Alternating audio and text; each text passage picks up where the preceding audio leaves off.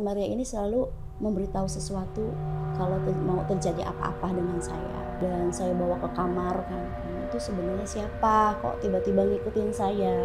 Aku dari Tionghoa. Macam apa? Suatu fitnahan. Terus akhirnya papahnya itu dibunuh, mamahnya sampai diperkosa gitu kan. Dibunuh, dipenggal kepalanya, dibuang di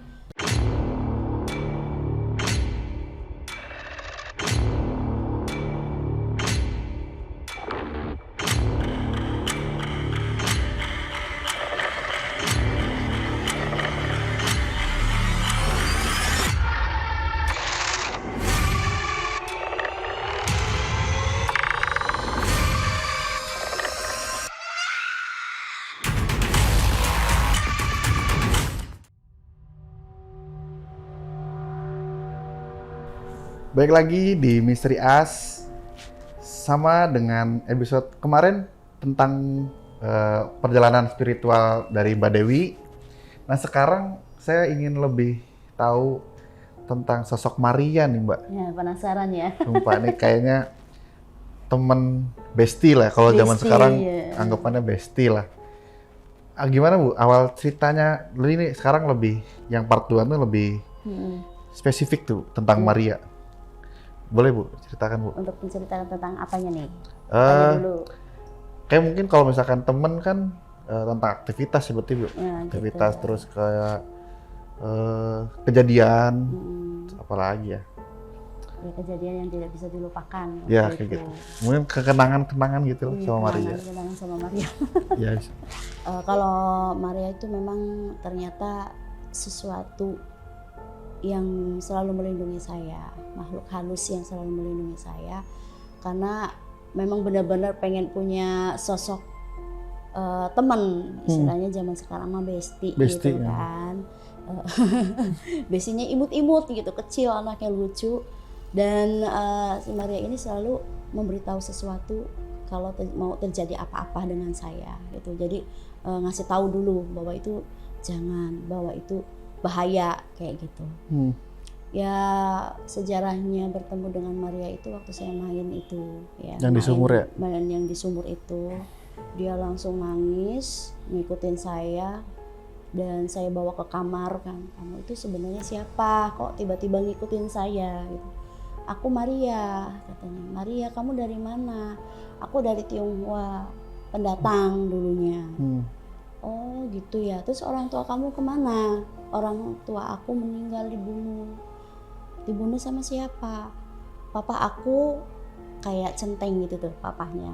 Kalau kayak zaman sekarang sih apa ya? Menteri apa gitu tuh. Oh, namanya centeng dulu. Zaman dulu, Pejabat gitu. pejabat wilayah situ. Nah mamahnya tuh datang dari Tionghoa, dinikahin sama si ayahnya itu kan. Nah setelah itu ada kerusuhan macam apa, suatu fitnahan. Terus akhirnya papahnya itu dibunuh, mamahnya sampai diperkosa gitu kan. Dibunuh, dipenggal kepalanya, dibuang di jembatan yang di tengah tani tuh, yang deket itu tuh. Jembatan di situ Bu. Iya ya, ada di suatu jembatan, ya, dibuang di suatu jembatan dengan kepala digantung di situ, tubuhnya dipisah gitu. Dan Maria juga sebagai korban, dibunuh, ditusuk katanya gitu ya. Jadi aku kan nangis gitu, kok kasihan banget anak sekecil ini sampai ngerasain sesuatu yang seharusnya tidak sampai dikorbanin gitu loh. Bahwa ya sudah hidup nggak apa-apa kan gitu. Orang tuanya meninggal tuh anaknya dibebasin kan, nggak salah gitu. Dan ternyata memang Maria punya adik kecil, bayi, masih orok katanya gitu, masih bayi gitu. Cuman bayinya itu nggak tahu kemana. Aku cari adik aku. Jadi dia bergentayangan itu nyari adiknya. Oh, gitu. Selama itu tuh dia Iya. nyari adiknya. Nah itu nyari adiknya sampai nyampe ke daerah saya. Ada yang mirip katanya sama adiknya, ternyata bukan. Gitu kan. Aku sampai merinding kalau udah cerita kayak gitu tuh. Dan akhirnya, dan makanya sampai Maria itu nangis, kamu bisa tolongin aku nggak nemuin adik aku gitu. Oh ya. Ya aku nggak bisa, adek kamu hilangnya kemana? Apakah dibunuh lagi, dibuang, atau diambil orang kan gitu? Saya nggak tahu. Kamu harus mau, harus bisa. Kalau aku nggak bisa, kamu mau ngapain saya gitu kan? Takutnya barangkali akunya diapain gitu kan?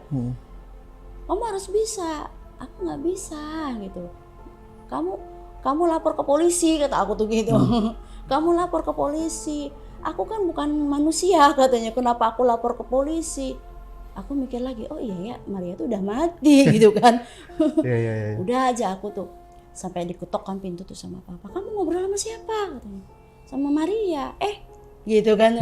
Maria siapa? Katanya. Enggak, lagi mainan. Kebetulan kan zaman dulu itu mainannya yang kertas kayak gambar orang-orangan pakai rok gitu kan. Iya. Aku lagi ngobrol kayak gini, kata saya tuh, aku padahal lagi mainan sama Maria itu tuh. Nah, keesokan harinya itu Maria tuh nggak ada. Aku tuh nyari ke sumur, ke apa gitu nyari ya. Nah, Maria tuh datang tuh banyak darah. Banyak banget darah tuh. Kamu ngapain? Aku dimakan genderuwo, katanya gitu. Oh iya.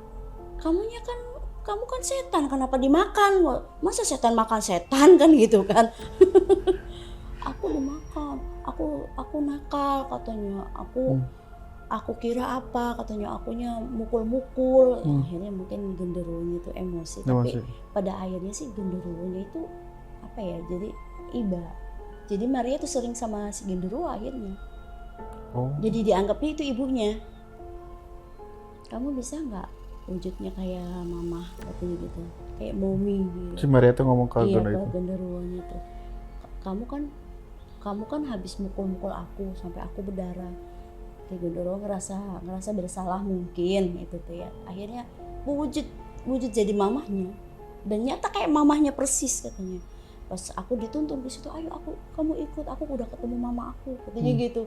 Pas ya aku lihat ke genderuwo gitu kan. Karena aku sempet takut ya, karena memang perangainya kayak apa ya, cari aja segede apa gitu kan. Aku nggak mau nanti aku dicaplok ya, aku anak kecil gitu. Nah saya teriak-teriak, aku takut tuh papa dateng gitu. Kamu ada apa, katanya? Itu pak, ada genderuwo pak. Ya namanya papa nggak ngelihat ya, nggak bisa ngelihat. Tapi aku digendong pulang gitu. Malamnya aku panas. Aku panas tuh, Sis Maria bawa air apa gitu dari mana, sok diminum, katanya. Adem, nggak panas lagi. Oh, sekali minum tuh langsung adem. Nah waktu itu ya seminggu, ada kejadian seminggu yang nggak bisa saya lupakan. Saya main sama Maria di Empang. Karena rumah saya kan dekat Empang, dekat laut, dekat sawah gitu tuh ya. Dekat lapangan juga di situ tuh, ada lapangan lapangan bola gitu kan. Saya main sama Maria sama teman-teman di situ tuh. Dengan teman-teman tuh agak takut gitu, nggak mau aja main di situ tuh aja. Kamunya dibawa setan, katanya gitu. Kata teman-teman aku, enggak, orang setannya aku nggak nakal gitu kan. Nah pas banget, yang namanya di Empang itu kan biasanya orang-orang yang mancing apa, bawa makanan, bawa nasi, bawa lauk gitu. Apalagi di situ deket sawah, orang yang lagi panen apa ya, buah timun di situ tuh, bonteng suri tuh. Nah di situ ada kayak goa. Kita duduk di situ, banyak makanan, kita makanin itu. Kata Maria, jangan dimakan, bekasnya setan. Ya paling bekas kamu, kata saya gitu kan. Pasti makan sama kamu ya.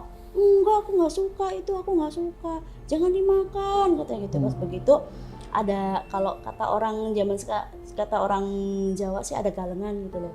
Galengan itu kayak air gitu, tempat air yang buat ke sawah ngalir gitu kan. Oh iya. Nah di situ ada ular masuk ke goa itu, ngelingker gitu.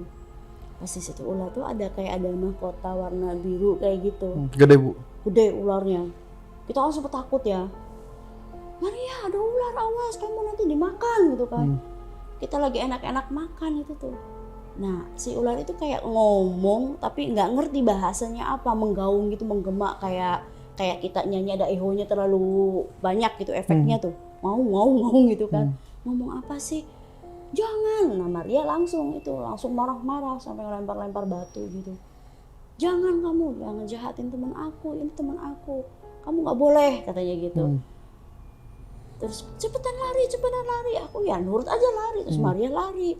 Nah pas begitu aku cerita, langsung nyampe di rumah aku cerita sama papa, Pak aku dari itu lihat ular, gimana? Tuh di sawah di sana ada gua, aku makan makanan. Ya Allah, ada anak tuh apa-apaan katanya, makanin sajen gitu kan. Makanan sajen orang di situ. Kata siapa suruh main ke situ? Ya nggak tahu, orang teman-teman ngajak ke situ tapi teman-temannya pada lari katanya gitu kan. Langsung dibawa ke paman aku yang kiai itu. Semua teman aku nggak tahu dikasih apa, terus dimandiin. Maksudnya mungkin membersihkan gitu kan, karena aku makan dari sisa-sisa makhluk gaib yang memang bener sih kalau yang namanya masakan kita manusia makan itu kan enak gitu ya. Nah ternyata rasanya itu sepah gitu karena mungkin disedot sarinya mungkin seperti itu. Nggak enak punya rasanya tuh. Terus kayak ada lendir-lendir gimananya gitu. Itu tuh dia makanan apa ya Bu? Ayamnya tuh berlendir gitu. Dalam berapa waktu? Cuma sebentar berarti ya? Iya cuma sebentar itu tuh. Tapi pernah sih Bu kayak kan dulu ada namanya itu sedekah bumi. Saya juga ngalamin ya makan yang disajiin. Lu tuh kayak ya namanya juga anak-anak ya Bu. Main terus ada kayak nampan isinya kayak tumpeng ikan asin, tempe gitu, ayam. Ya dimakan dia kata sih dulu mah kayak mikirnya enak-enak aja itu Bu. Emang suka makan jadinya. Gitu sih, tapi yang katanya emang si makanan tuh nggak enak ya Bu?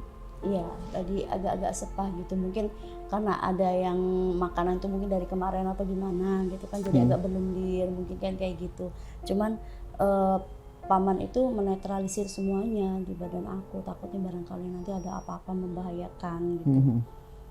Begitu Maria bilang jangan sekali-kali lagi ya, katanya gitu. Ibu, kalau misalkan orang lain nih Bu, ada yang pernah bilang nggak sih Bu kayak kenapa sih kayak gitu? Maksudnya ngomong sendiri, pernah ada yang ngomongin nggak Bu? Pernah, teman saya itu rumahnya itu udah lama kosong, dia ngontrak di situ. Nah saya tuh aku pindah loh katanya gitu ya, jadi ya udah kita nengokin bareng-bareng sama teman-teman yang lain. Ternyata memang rumahnya angker gitu. Belum ditepatin aja udah banyak orang yang ngomong itu rumah angker. Oh kamu berani sih, kata satu ya, rumah angker, emang kamu bisa lihat kah? Itu ada itu gitu kan. Harus gimana ya? Mas Maria tuh kan ikut kan. Harus diiniin, kata dinetralin, panggil paman kamu, katanya gitu. Panggil paman kamu biar nggak ngeganggu. Ternyata yang penghuni itu nakal di situ tuh.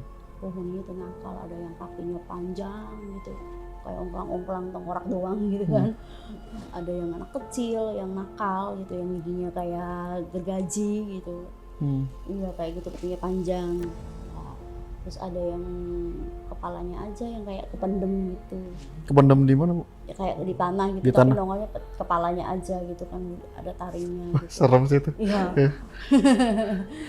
Dan udah gitu tuh kata Maria, panggil paman kamu, nanti kasihan dia disakitin gitu. Akhirnya begitu saya ngomong ke paman, kata paman ya udah nanti ke sana, bawalah anak-anak majelisnya juga ke situ semuanya, anak-anak pesantren, anak-anak dari masjid situ kan, ngaji semua di situ. Terus paman yang ngeritual apa, saya hanya cuma bisa belongo aja kok. Paman sampai dibanting-banting gitu loh, sampai pupu gitu kan, banting-banting. Akhirnya saya ngomong, kok paman dibanting-banting kayak gitu sih? Iya katanya nakal di sini. Jadi nggak mau ada orang yang menghuni di situ tuh, kayak gitu. Akhirnya setelah dia netralisir sama paman semuanya, alhamdulillah sih nggak ada gangguan lagi.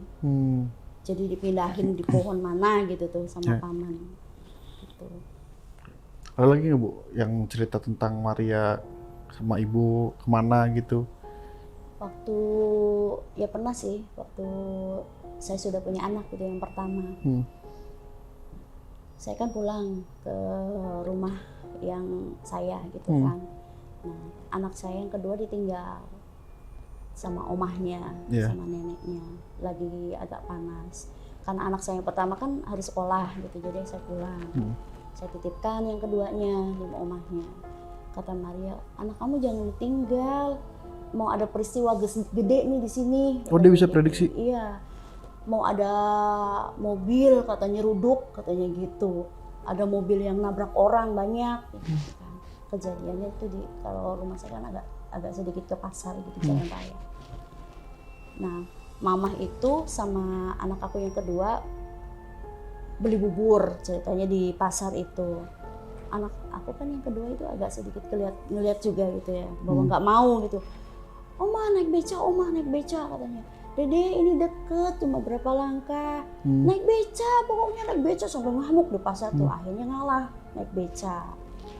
Baru turun dari beca, mobil bus nyeruduk gitu di pasar, bodoh, sampai pas berhentinya rada naik itu ada orang hamil, kayak nyengkal ke perutnya orang hamil gitu, gitu. Tapi nggak apa-apa orang hamilnya tuh, pas rem berhentinya itu. Dari jauh tuh awas, kondekturnya tuh awas. Nggak taunya grodak sampai orang jualan pada habis semua, sampai ada yang meninggal, ada yang cacat gitu kan. Jadi ya Allah, kok bener gitu ya Maria tuh. Saya langsung telepon mama, mah gimana? Alhamdulillah Wi juga apa-apa katanya.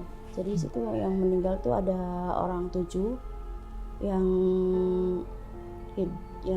sakit, yang maksudnya yang luka-luka itu parah itu sampai kakinya potong apa itu ada orang 10 kalau nggak salah, karena memang banyak kan, becak semua bergelimpangan pada patah. Akhirnya sopirnya menyerahkan diri. Katanya gitu, pasti tanya di desa itu, diamankan di desa. Ada sosok pas di jembatan suatu daerah gitu tuh ya, yang memang katanya angker di situ. Rem tuh tiba-tiba ngeblong, kaki tuh kaku kayak digelibet ular katanya gitu. Akhirnya ya mistis lagi kan kayak gitu. Sampai saya ngomong, kamu kenapa kok nggak ngomong dari pagi gitu? Kalau ngomong dari pagi aku nggak bakalan ini. Ya beda ceritanya katanya gitu. Oh gitu ya.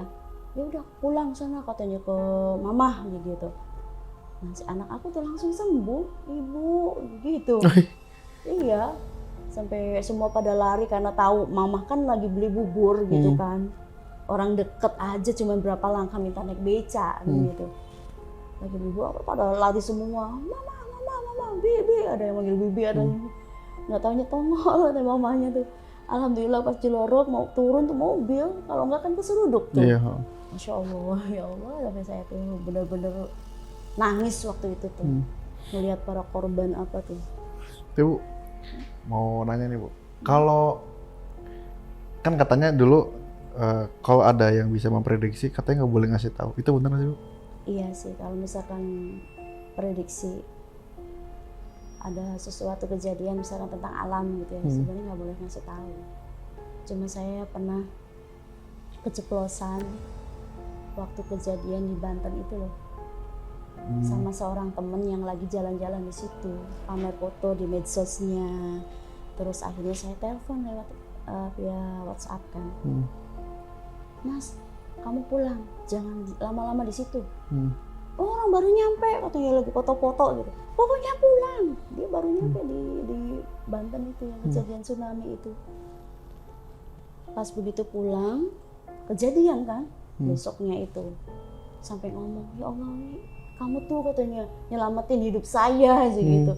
Ya nggak tahu terlintas aja gimana gitu kan. Padahal kan nggak begitu deket-deket amat sama orang itu. Cuman karena ngelihat fotonya lagi foto-foto selfie di laut gitu dengan bangganya. Jadi di foto tuh saya kayak ngelihat gundukan air hitam, warnanya hitam gitu. Cih, tadi tuh nggak ada gundukannya gitu kan. Nggak taunya kok sekarang ada gundukannya. Wah bahaya nih, kayaknya mau ada tsunami kan gitu. Pas kejadian kayak gitu tuh makanya sampai sekarang dia ngerasa saya tuh nolongin dia gitu. Padahal kan hanya Allah yang ngasih tahu gitu loh. Saya kasih pandangan seperti itu tuh. Cuman yang ngerasa apa ya, saya tersiksa sendiri sebenarnya kalau ngeliat-ngeliat kayak gitu. Cuman nggak sering, enggak. Kalau ada kejadian yang paling besar gitu tuh, kayak ada omongan orang ngomong yang dari atas ke bawah, yang dari bawah ke atas, yang dari laut ke atas, gitu tuh. Jadi saya tuh apa Kata-kata sih? kita Bu, misi. Omongan apa sih gitu? Iya, sampai sekarang juga saya tuh nggak paham apa kiamat tah gitu kan. Kayak air misalkan ke atas berarti mungkin tsunami kan. Kayak yang dari atas, di atas gunung mungkin meletus gitu. Kalau yang misalkan terbang atau gimana, saya nggak paham apa gitu kan. Ternyata memang ada kejadian misalkan gunung meletus, ada kecelakaan pesawat atau gimana. Cuma saya kan nggak bisa nginiin. Saya cukup diam aja gitu, nggak paham tentang hal-hal seperti itu. Karena takut salah, takut menjadi fitnah dari alam gitu kan. Tapi pasti capek Bu ya, maksudnya punya ada satu tanggung jawab lebih. Misalkan bisa melihat ada rasa sesuatu. capek, ada rasa takut, ada rasa ya serba salah gitu loh. Ya kalau sekarang perasaannya gimana? Maksudnya lebih enjoy kah atau gimana? Kalau dibilang enjoy sih ya enjoy sih. Setiap orang pasti ada banyak masalah gitu kan. Masalah pribadi, masalah masyarakat, masalah lingkungan, masalah keluarga gitu kan banyak gitu. Cuma ya dibikin enjoy aja, kalau enggak ya sakit pikiran gitu kan. Oke, baik. Terima kasih Mbak Dewi atas cerita dari seorang Maria dan pengalaman memprediksi sesuatu di luar sana. Ya, jangan lupa saksikan terus program Misteri As di Dialog Cirebon hari Kamis jam 9 malam. Misteri As, meningkat mitos dan misteri.